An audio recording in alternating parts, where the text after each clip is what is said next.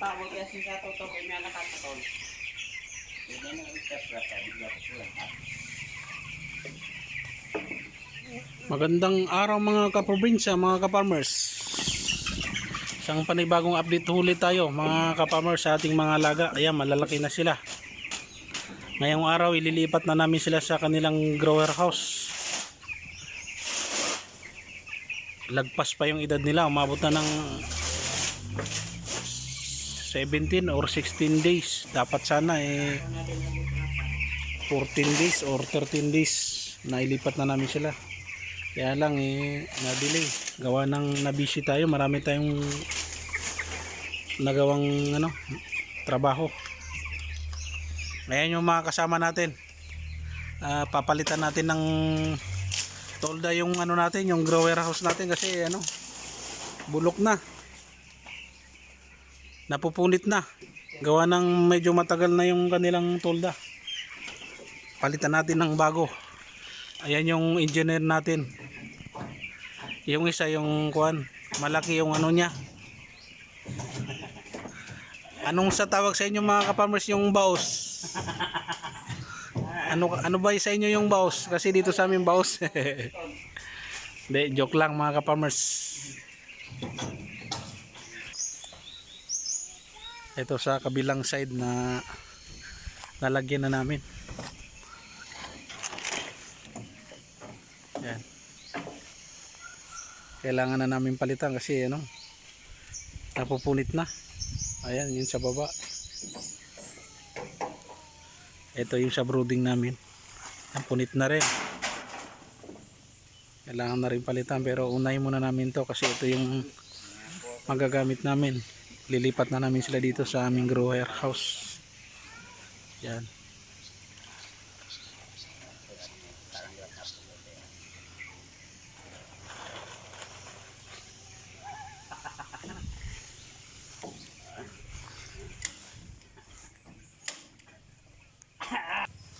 Yan po sa kabilang side, pinalitan na rin namin, bago na rin yan. Ayun yung dati, yan medyo okay pa naman, kaya pa yan. Siguro sa susunod na loading namin saka na namin palitan yan ng tolda, kasi mapapakinabangan pa ngayon. Ito kasi dito talagang wala na, punit na, pasak na, konting hangin lang napupunit na, tulad nito ito yan. Sabi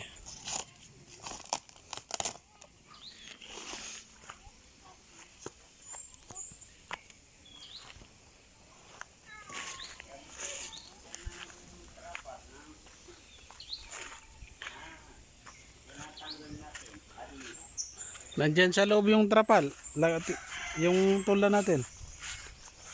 Sukat niyo muna bago natin lagay.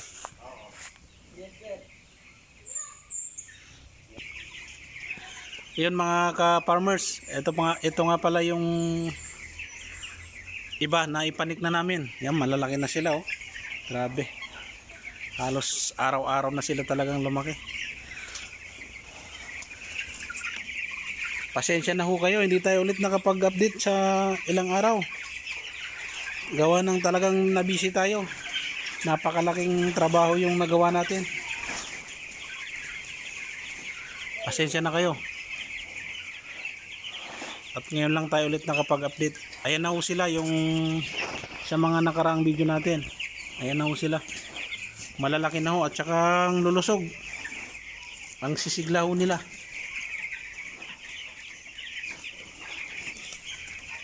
Sa ngayon ho, nagpainom kami ng antibacterial prevention ulit. Every week ho kasi kami nagpapainom ng antibacterial kahit na walang sign ng sipon. Talagang inuunahan na namin. Kasi po sa kadalasan pong sa experience namin every week talagang may sign ng sipon.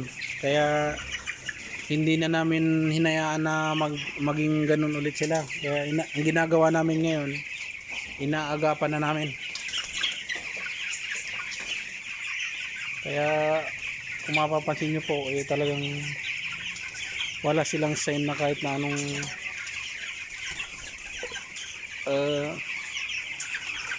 yung matamlay, sipon, halak, wala po. Mayroon yung ilan na maliliit na babansot pero masisigla pa rin po kasi lakas pa rin kumain. Yan po, katulad po nung isa, yung nasa painuman.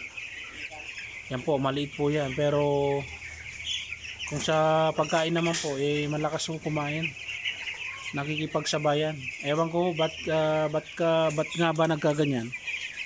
Siguro nasa lahi ho, baka naihalo yan na hindi siya yung class A, nasa mga class C or class B na sisyo, kaya ganyan. Pero malakas ho siya uminom at saka kumain ng feeds. Hindi ho siya yung kaya siya nagkaganyan dahil sa nagkasakit siya o ano, nagkasipon, hindi po. Malakas ho siya kumain. Pero mas marami ho sa kanila yung malalaki. Ayan.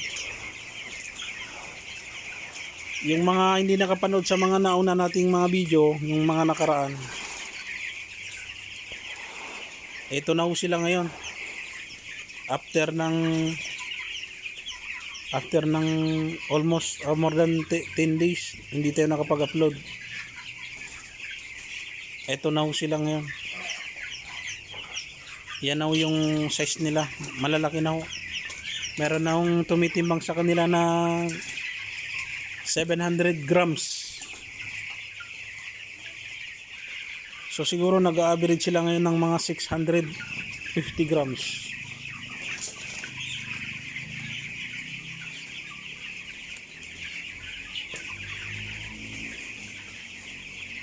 Ayan po yung halo sa kanila na nakahalo sa kanila na bulig. Pero broiler pa rin ho yan. Hindi ho yan yung native. Broiler din ho yan. So ayan mga ka-farmers, mga bro, mga ma'am.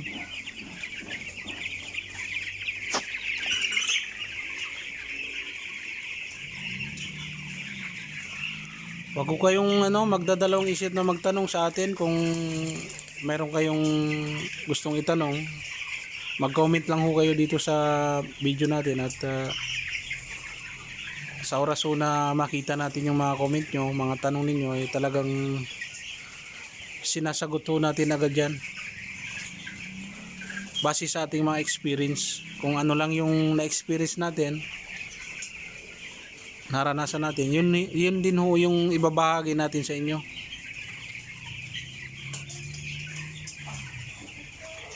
Ayan po, mag-comment lang ho kayo. Tsaka wag nyo hong kalimutan din yung mga bago lang sa ating channel. Sana ho yung suporta ninyo tuloy-tuloy, or yung hindi nakapag-subscribe, sana ho makapag-subscribe kayo, lalo na yung mahilig sa mga ganitong mga content, mga video patungkol sa pag-aalaga ng broiler.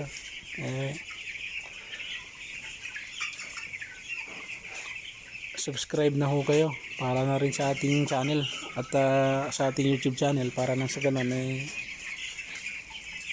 hindi tayo nagsasawang gumawa ng mga ganitong video. Paki-hit na rin po yung notification bell at saka yung like every time na nakakita kayo, na nakikita nyo yung mga bagong upload natin. Paki-like na rin ho.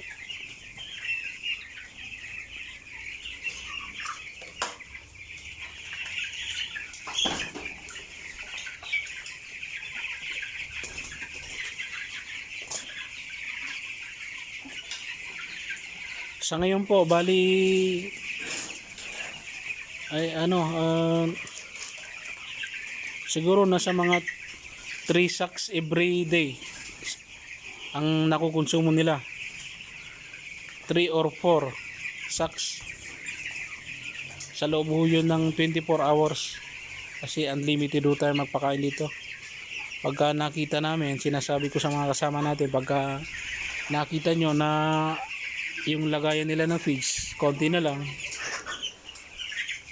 wag nyo nang hayaan na maubusan. Lagyan nyo ulit, lagyan nyo na naman. Bali dagdagan nyo pagka ganun nakita nyo na konti na lang yung laman.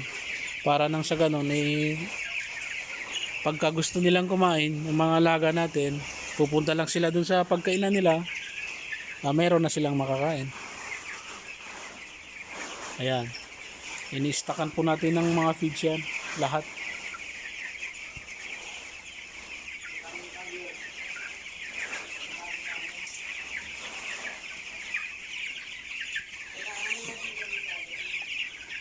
Halos ano po yung size nila, halos magkakasing laki. Kumbaga, terno kumbaga, pare-parehas. Kung may diferensya man ng size, konti lang. Siguro na sa mga 30 to 50 grams, ganon. 20 to 50 grams yung diferensya ng mga size nila. Kasi halos pare-parehas ho. Tsaka mapapansin nyo, isang tips ho, pagka makita nyo yung katawan ng mga alaga ninyo ay parang mapula-pula, katulad po nito. Ayan, sign ho yan na healthy po yung mga alaga natin pagka ganyan po. Yun, ganyan po. Parang medyo mapula-pula yung mga katawan nila. Yan yung sign ng alaga natin na healthy, malulusog, wala silang sakit, hindi sila wala silang sipon. Kasi pagka po nakita natin yung katawan ng mga alaga natin, kahit na yung sabihin na natin malulusog, malalaki yung katawan, pero pagka medyo namumutla, medyo maputi, at saka lalo na pagka medyo madila-dilaw, kahit na sabihin natin ang sigla, pero pagka ganun ho, napansin nyo yun sa alaga ninyo, sa katawan, hindi ho healthy yung manok natin pagka ganun po. Yun po narinig din ho natin yun sa mga naunang mga grower natin, yung mga nauna sa atin. Tsaka sa YouTube na rin, napapanood natin sa YouTube. Pagka ganun ho, yun po yung sign na malulusog, masisigla, healthy. Pagka makita natin yung katawan ng alaga natin, mapula-pula. Katulad po niya, no? Yan po.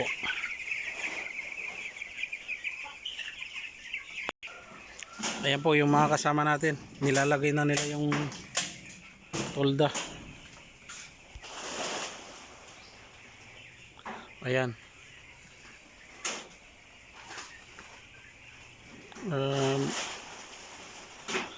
Nilalagay na nila yung pinalit naming tolda. Mapala, ginagamit namin na ngayon, yung para gun tucker na ho, hindi na ho yung, kasi dati po ginagamit namin pako, at saka napansin ho namin madalas ho kami nakakapagpalit ng tolda. Nahihirapan kami pagka binabaklas namin yung tolda, kasi yung pako ginagamitan pa namin ng martilyo. Kaya naisip namin, nagkaroon kami ng idea na gun tucker na lang yung gamitin namin, para pagka sa oras na magpapalit kami, ihilain na lang namin yung yung matatanggal na. Yan yung engineer namin, yung naglalagay ng yan, may hawak ng gun tucker.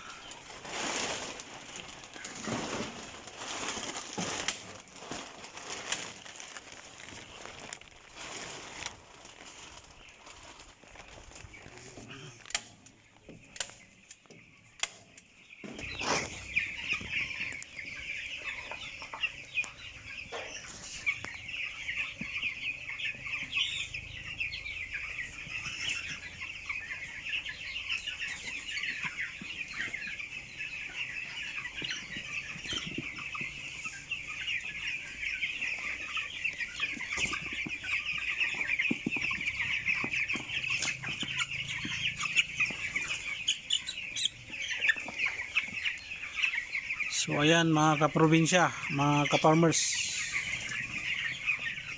Hanggang dito na lang yung video natin. Abangan nyo yung mga susunod natin mga video, mga update natin. Next na upload natin, magugulat kayo, parang iba na naman yung laki nila, nadagdagan naman yung laki nila. Halos araw-araw na sila kung lumaki. Everyday mapapansin natin na talagang yung kanilang paglaki talagang araw-araw. Kaya mapapansin natin. Pasensya na kayo mga kaprobinsya, mga ka-farmers, medyo nabubulol tayo kasi hindi tayo sanay magsalita ng Tagalog.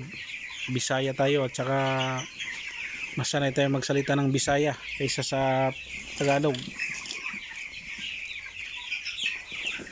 So yun, hanggang dito na lang ulit mga ka-farmers, ka-probinsya, mga bro, mga ma, mga sir. Abangan nyo ulit yung ating susunod na mga update natin sa ating mga alaga. Maraming salamat.